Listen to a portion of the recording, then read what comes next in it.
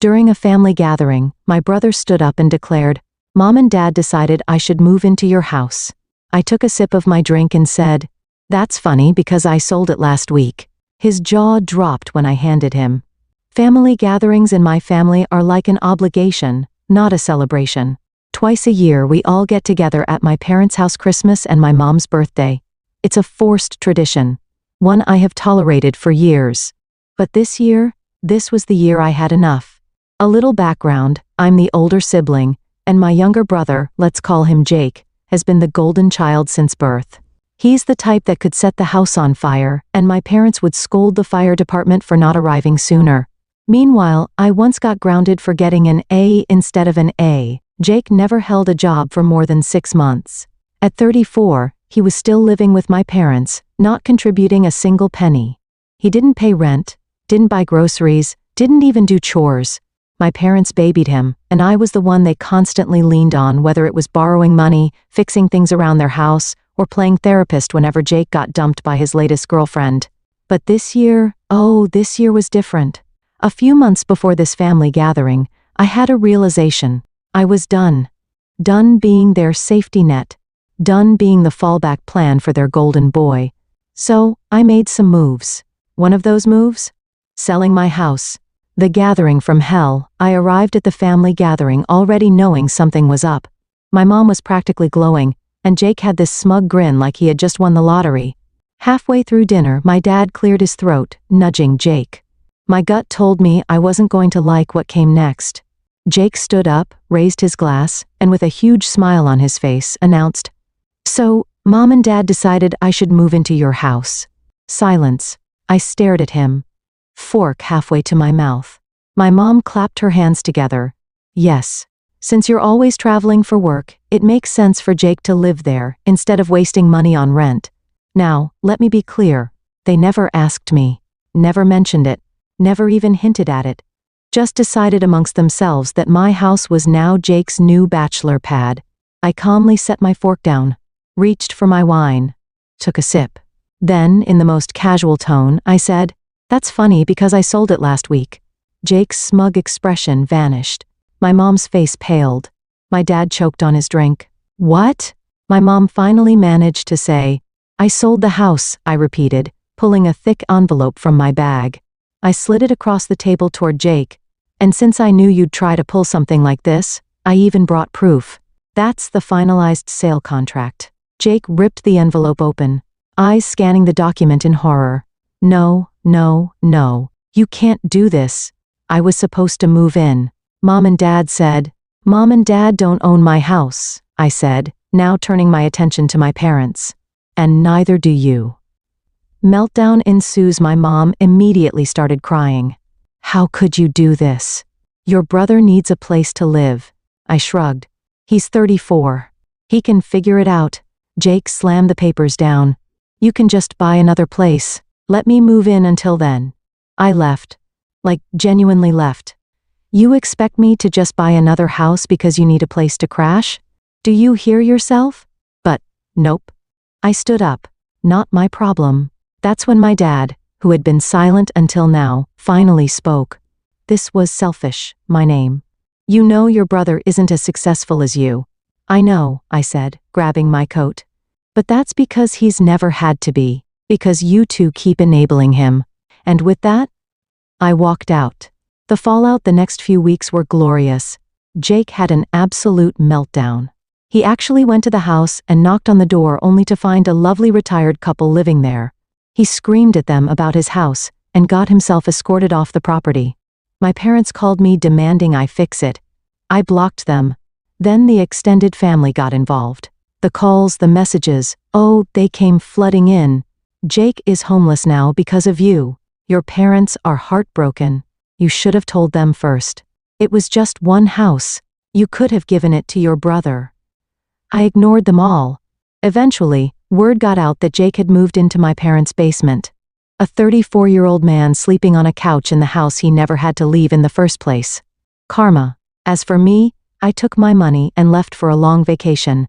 And I don't plan on coming back anytime soon. The nightmare wasn't over. I thought that was the end of it.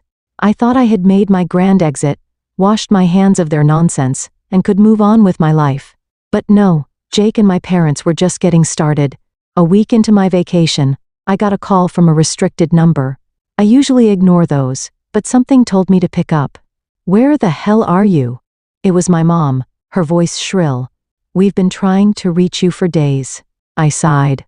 "Mom, I blocked all of you for a reason. You have no right." She screeched. "Do you know what you've done? Jake is suffering." I put the phone on speaker and went back to sipping my drink, lounging on the balcony of my beachside rental. "Oh yeah? What's he up to now?"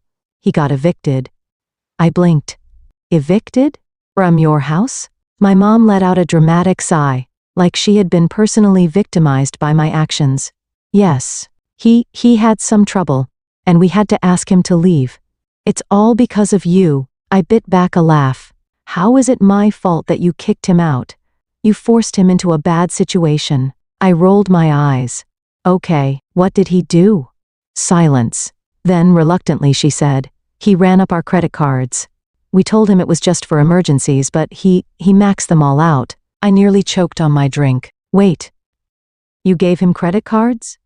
My God, how stupid are you? Do not speak to me like that. Then stop acting like I owe you something." She took a deep breath and I could practically hear her mentally composing herself before speaking again. "Look, we need your help. Your father and we're not doing well financially. Jake has nowhere to go. You need to fix this. No, you need to fix this. Just let him stay with you for a while. He won't be any trouble. Your family." I left. I mean, at this point, what else could I do? "Oh, you think I still live somewhere, you know?" I asked. "That's adorable." My mom gasped. "What do you mean?" "I moved." Another silence. "Where? Wouldn't you like to know?" I hung up. The stalker phase ignoring my family wasn't as easy as I thought it would be. They didn't just let things go. Jake, especially, had no intention of moving on. At first, it was just calls from unknown numbers dozens a day. Then, emails from burner accounts. I ignored them all. Then, it escalated. One day, I got a notification from my bank. Someone had tried to access my account. I locked everything down immediately, changed passwords, enabled two-factor authentication. But something fell off. The next morning, my phone buzzed with an email from my realtor. "Hey, just confirming your change of address request?" What the hell? I called her immediately. "What request?" She explained that someone had called pretending to be me and asked for my new address. They even gave some of my personal details, my old home address, my birth date. But my realtor got suspicious when they couldn't answer a basic security question. I knew exactly who was behind it. Jake. This was next-level insanity. He wasn't just mad. He was hunting for me. The confrontation, I decided I was done playing defense. Jake wanted a war? Fine. I unblocked my parents. The moment I did, my mom's number lit up my screen. I answered, "What the hell is wrong with Jake?" I snapped. She actually had the nerve to sound offended. "Why are you so angry? You haven't spoken to us in weeks." "You mean the weeks where Jake tried to commit identity theft?" My mom went quiet. "Yeah, that's right," I said. "Tell me why your golden boy is trying to get my private information." He wouldn't do that."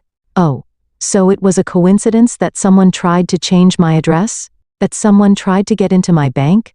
A coincidence that only started after I cut Jake off?" My mom sighed. He's desperate.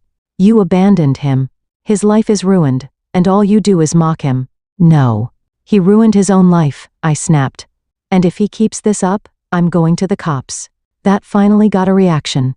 "The cops?" She shrieked. "Yes, the cops. I have evidence. So tell your little boy to back off, or I'll make sure he spends some quality time behind bars." She begged. "Please, just talk to him. Just help him one last time." I let out a slow, deep breath. "Put him on the phone." I heard rustling, then Jake's voice, smug as ever. "Oh, now you want to talk?" "I just want to know one thing, Jake." Silence. I leaned in. "What was your plan? If you got my address, were you going to show up? Demand I hand over my new place?"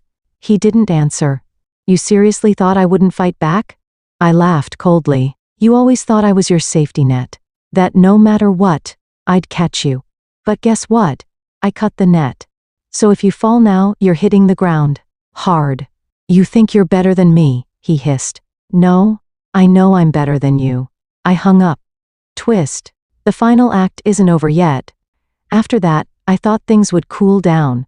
But then, things got even worse. 3 days later, I got a text from a friend. Hey, saw a weird post about you on Facebook. Thought you should know. My stomach dropped. I opened the link. It was a public post from a random fake-looking account. But the post? It was all about me. Lies. Crazy, twisted lies. It claimed I had abandoned my dying parents, that I stole money from them, that I was a horrible, selfish person who left my family to suffer while I ran off to live some fancy new life. The comments? Full of people eating it up. Wow, disgusting. How could someone do this to their own family? I hope they lose everything. Then I saw who shared it. Jake and my mom. They weren't just mad, they were trying to ruin my name. And that was the last mistake they'd ever make. Betrayal runs deep. I wish I could say I was surprised. But honestly, I wasn't. My family had always been like this. Always playing the victim. Always twisting the truth to make themselves look like the poor innocent martyrs.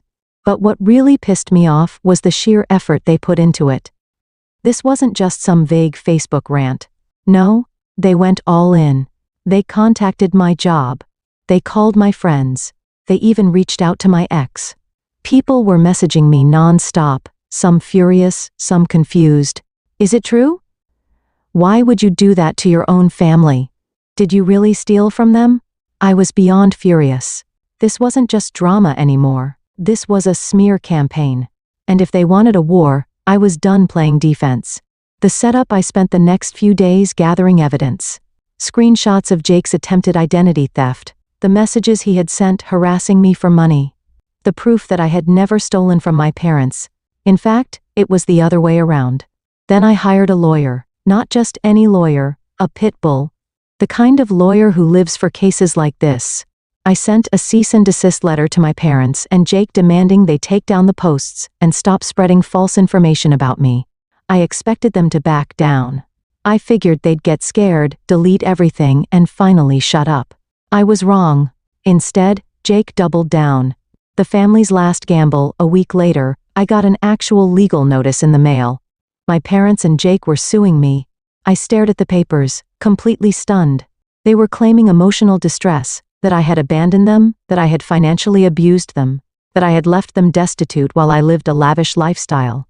I sat there holding the papers, trying not to laugh at the sheer insanity of it all. They had no case. But they were banking on one thing, that I would be too scared to fight back. Big mistake. The courtroom disaster. The first hearing was a disaster for them.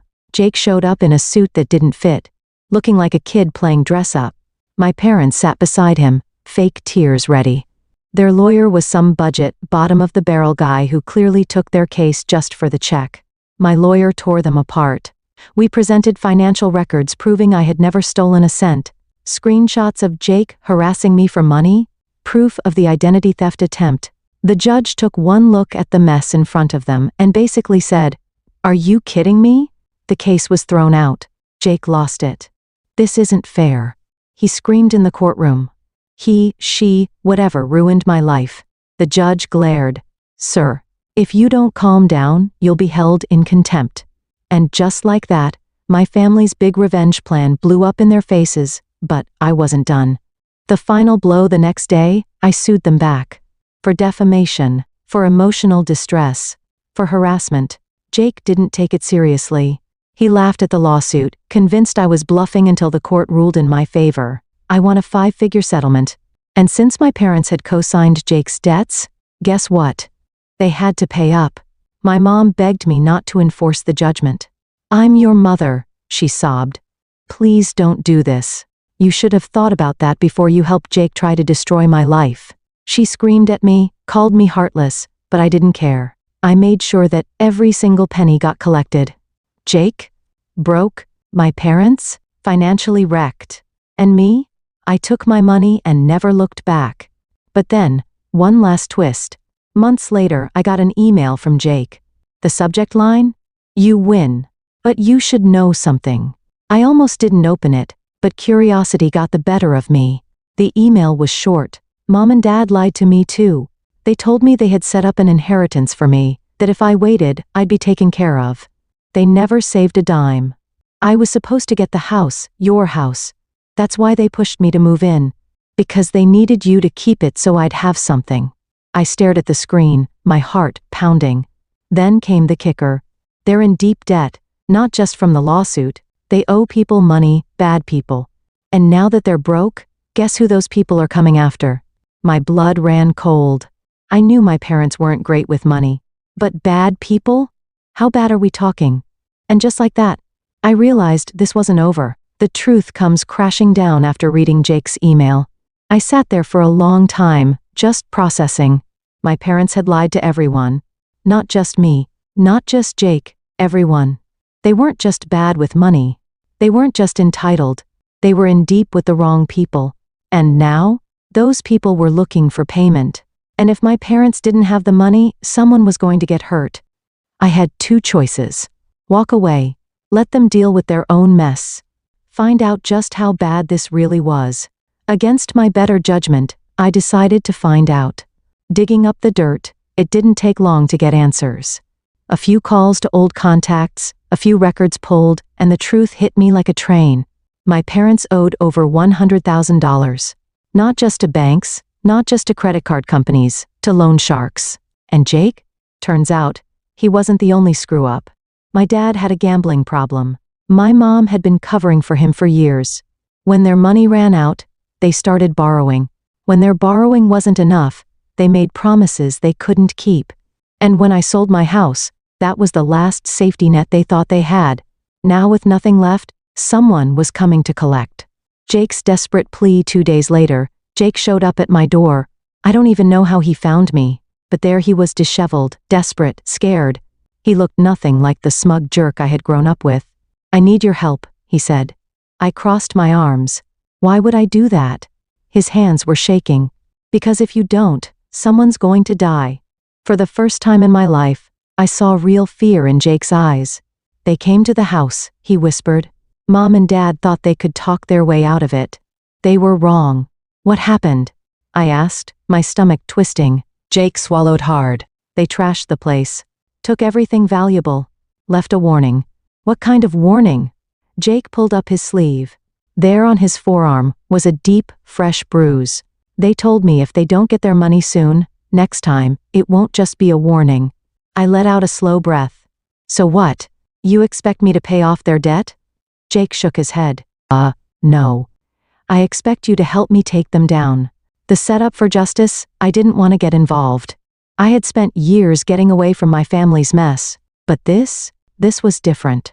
So I did what they never expected me to do. I went to the police, and I gave them everything. The fake lawsuit they had filed against me, the identity theft attempt, the fraud, the proof of their debts. And then? I tipped off the loan sharks. Not with money. Oh no. With evidence. I showed them exactly how much my parents had. How they had hidden assets. How they had been lying to everyone. Within a week, my parents were arrested. Fraud. Tax evasion. Debt-related crimes. They had scammed people. Lied, borrowed money they never intended to pay back. And now they were going to prison. And Jake? Jake had a choice to make. He could keep running, or he could finally grow up. For the first time in his life, he did the right thing. He testified against our parents, told the court everything, helped the police track every scam, every lie, every debt. It didn't erase what he had done, but it was the first step toward fixing his own life. He got probation, community service, a fresh start. And me? I walked away for good. Justice served. My parents got sentenced to 5 years in prison. Jake got his life together. And me? I finally got what I had wanted for years. Peace. No more phone calls. No more manipulation. No more drama. I was free. And for the first time in my life, it felt damn good. The end.